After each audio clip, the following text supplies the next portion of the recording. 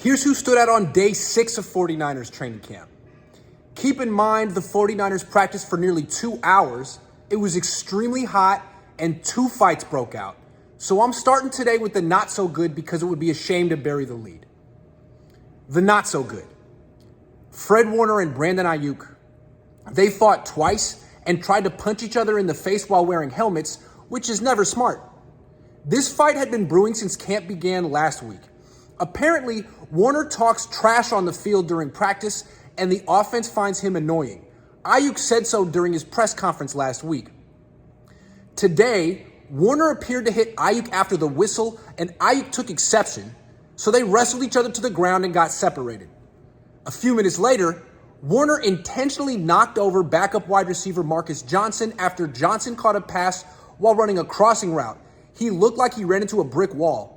Aiyuk immediately sprung onto the field, and he and Warner squared off like they were in a karate tournament.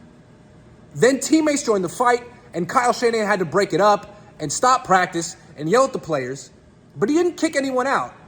Then practice resumed, and Aiyuk played extremely well yet again as he led the first-string offense in catches. Quarterback Jimmy Garoppolo. He decided to throw on a side field during practice while fans and national reporters were watching. It seemed like he was trying to steal the show and make the news about him and how great his arm looks. But honestly, it didn't look great. It looked weaker than normal. Perhaps he's still building arm strength, or maybe the shoulder injury will have permanent after effects. We'll find out. During the session, he had a long conversation with Steve Mariucci, who works at NFL Network, and then Mike Shanahan, who's in town to watch his son coach, and then Ian Rappaport. Garoppolo looked like he was networking for his next opportunity in the NFL, wherever that might be. Dude, go home. Guard Aaron Banks. He's a big man, but he has no anchor. Alex Barrett got under his pads and drove him back into the quarterback's lap 3 times during one-on-one pass rush drills, and Barrett is a 250-pound defensive end who's playing defensive tackle because other players are injured. Banks better excel as a run blocker because pass protection doesn't appear to be his strength. Center Daniel Brunskill. He lost all his reps during one-on-ones. He lost to Kevin Atkins twice and Akeem Spence once. He's losing the competition with Jake Brendel for the starting center job. Offensive tackle Jalen Moore. He got beat by Samson Ebukam, Kamoko Toure, and Jordan Willis during one-on-ones. Moore needs to move to guard because he's not an offensive tackle. Wide receiver Jawan Jennings. He dropped a pass and then failed to catch another one because he didn't turn his head to find it. Jennings has had an extremely quiet camp so far. Center Donovan West. He got pushed around repeatedly during one-on-ones and does not appear strong enough to make the roster at this time. Right tackle Mike McGlinchey. He did not practice today. Probably got a rest day, but the Niners haven't said yet. Cornerback Travarius Ward. He did not practice today. Probably got a rest day, but the Niners haven't said yet. The good. Quarterback Trey Lance. He got swarmed by the pass rush yet again and didn't throw a pick, which is progress. He completed 9 of 16 passes, got sacked 3 times, got 2 passes tipped at the line of scrimmage, and threw 1 pass away. His best throw was a 15-yard dart on 3rd and 5 to Deebo Samuel, which he caught between 2 defenders.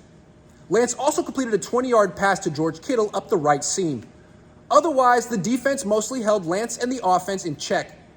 It'll be interesting to see how Lance performs in a couple weeks during joint practices against the Vikings, because right now the 49ers offense is completely overmatched by the 49ers defense. Wide receiver Danny Gray. I owe Gray an apology. I completely wrote him off yesterday. I wrote that he couldn't win short, medium, or deep, and he did all 3 of those things today.